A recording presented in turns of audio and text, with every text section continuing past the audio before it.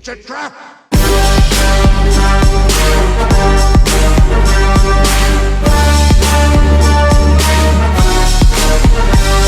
Before I started YouTube, I already knew that there was such a thing as criticism. Because when it comes to criticism, depending if it's good or if it's bad, you have to learn to grow a thick skin. You can't just always surround yourself with good criticism all the time, because then you're painting this false image of yourself. No disrespect to anybody, but we all have flaws, one way or the other. That's just how we are as human beings. We've always had flaws. We always think we're perfect in every single way, or we're perfect in some aspect, but when it comes right down to it, we need somebody to call us out if we're in the wrong about something. Now, in the case of being a YouTuber, a writer, a music artist, or for God's sakes, when it comes to like acting, everybody has to face criticism every once in a while. That's how life is. That's how we improve on ourselves. Now, when you're pretty much hit with criticism, good or bad, you're faced with two options. One, you can follow that criticism and pretty much use that criticism to build yourself up, or to make yourself, a better content creator or a better person, or you shut out that criticism and you ignore it. If you think you're fine, if you think it doesn't need any changes, whatever you're doing, if there's no changes that needs to be made, then don't listen to the criticism. But never go for the third option, that is censorship. Trying to silence somebody just because of the fact that they're calling you out on some of the things that you do. And in the case of YouTube, I have seen so many content creators calling out so many people on this platform, to the point where the people that they call out, they pretty much respond negatively and pretty much try everything that they can to silence other creators. However, in the case of this, I think we found somebody who's actually worse. And this person's name is Suzy Lu. Now, for those of you that don't know who Suzy Lu is a content creator. She runs a reaction channel. But in the case of this girl, she is probably the worst reactionary channel I have ever seen in my entire life. She started out reacting to video game content. Like, I guess she was a gaming channel at one point, and then she was playing video games, and you can see her reaction and so on. And then she jumped from video games to anime. And what she would do is that she would take full anime content and she would put it onto her channel, to where she will pretty much react to it. I use that in air quotes because of the fact that most of the reactions that she does, it usually lasts around 6 minutes out of 30 minutes. She takes full anime episodes, re-uploads it onto her channel, and then she reacts to like 6 minutes of it. That is just lazy. So while she's barely giving reactions, she's literally uploading full content of copyrighted material that she doesn't even own, which is kind of hilarious and hypocritical, because she's going around saying that she knows copyright, and anyone who is pretty much making videos on her or criticizing her are literally ignorant when it comes to copyright issues.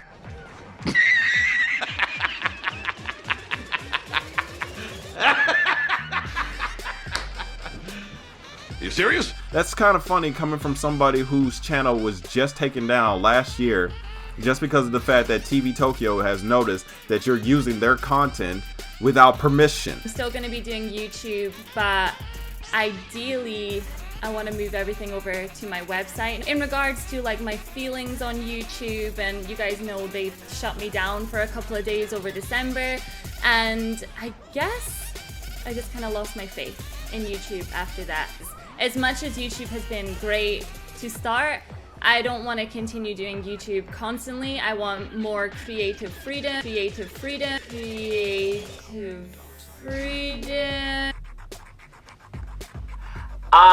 Bullshit. I've pretty much seen YouTube pretty much screw up in so many cases, and they say that they're doing the best they can in some cases, but I've seen them pretty much do the complete opposite. I'm not going to sit here and say that YouTube is a perfect system, because it's not. All I'm saying is YouTube enforces the rules when they feel the need to, but they don't enforce the rules enough to where it's fair for everybody. And Suzy Lu knows this, And that's why she's using this. So recently, in the last couple of weeks, Suzy Lu has been going around flagging other people's videos that have been criticizing her on everything that she's doing. The biggest controversy is her flagging down Swan's video, where she pretty much flagged it for bullying and harassment. To where I've seen the video, and I'm going to leave a link down below in my description just so you can see it yourself. I've seen the video before he went back and pretty much redo it just so he could re-upload it. I didn't see anything wrong with it. The only issue that she had, well, that YouTube had mostly, was the fact that he was talking about her forehead, which is not bullying. I mean, it's not like he sat there and said, oh my god, that's the hugest, ugliest forehead I've ever seen. No, he was just basically saying that she has a huge forehead. Everyone has a huge forehead. I don't know if any of you know this or not, but everybody has a huge forehead. Hell, some people think I have a huge forehead. That's not bullying and harassment. She knows this, and yet she flags the video anyway. So, and it's not like she's doing it just because she feels bullied or harassed. She's doing it just because of the fact that she's trying to set up an echo chamber to where she can get away with a lot of things on YouTube, to where, you know, people can't criticize her for it. And she's using YouTube's already broken DMCA claims and their already broken terms of services in order to pretty much get her way, basically. Ever since then, she has had a floodgate of people calling her out on it. I didn't see anything wrong with the video. I think it was well within fair use. Miss Lu, let me go ahead and get one thing straight. You ain't that important. You're important enough to lie to YouTube and get channels struck down when you feel like it, but you ain't that important. Swan went to YouTube and pretty much told them the whole situation and tried to figure out what the heck's going on. And then YouTube just said the most backhanded response I've ever seen in my entire life. They pretty much said, we apply our policies consistently regardless of who flags content, which I'm gonna go ahead and call bullshit on that one. When content creators have a problem with other content creators getting their channels taken down or getting their videos flagged for stupid reasons, y'all don't act upon that crap unless y'all need to, or at least you pretty much jump to the will of those who are making you more money. Yeah, this whole thing about applying your policies, yeah, I'm sorry, I'm calling bullshit on that one. Your video was flagged by many users before being removed. The team reviewed your appeal and confirmed that the video did violate our harassment policies. More on those policies here. So let me get this straight. You're telling me that because of the fact that somebody made a joke about somebody's forehead, and you're telling me that that violates your policies? Especially in terms of bullying and harassment. If that's the case, why don't you just take down all the late night shows that talk about Donald Trump? Or in this case, why don't you take down any content at all for telling a joke? I mean, come on now. In order to take a joke, you gotta learn to laugh at yourself. I literally laugh at myself all the time. People say I look like Norbit. I laugh at that. People will pretty much like make up any type of joke about my physical appearance. I laugh at it. Because it's not that serious. It's a joke. If you can't take a joke, and if you're that sensitive to it, then my question is, why is this person even on YouTube? Like, if you're on YouTube, you pretty much signed up to pretty much get criticized or to be, like, joked on. That's just how it is. You can't have your cake and eat it too. You gotta learn to take criticism. Otherwise, why are you even on YouTube? And they continue to pretty much say, we appreciate that you re-uploaded an edited copy of the video that complies with our policies and does not include repeated attacks based on someone else's appearance. What attacks? What are you even talking about? He only talked about the size of her forehead. He wasn't saying that it was huge enough that you could play tic-tac-toe. He wasn't saying that it was big enough that you could land a plane on. I'm sorry, YouTube, excuse me, who exactly is, like, looking up your policies and whatnot? Because literally that's the dumbest thing I've ever heard. We also looked into your concerns regarding copyright abuse and did not find any evidence of that. Hold it! I'm sorry, did you send a monkey to do the job for you? Did you send a blind man to do the job for you? Or let me go ahead and get this straight. Did you send a blind deaf monkey to take a look at the video? Because the evidence is right there. She literally showed screenshots of her flag history. Screenshots right there. How is it that you do not see this? Do y'all even look to do research? Did y'all even try? What? The funny thing about this whole thing was that her and her I guess law expertise boyfriend or whatever, they basically were saying that they were in the right and whatnot, and that's kind of funny for me to believe, especially the fact that y'all pretty much wiped your entire Twitter right when YouTube pretty much made their response to John Swan. That's a twist. That's very twisty. So yeah, if you go on Suzy Lu or her boyfriend's Twitter, all the tweets are gone. Everything that they basically said, from her pretty much admitting to the fact that she was only flagging videos just because of the fact that she did not like them, not because they were bullying her, not because she was getting harassed, not because of the fact that they were pretty much like putting her in danger. She was just flagging videos just because she doesn't like it.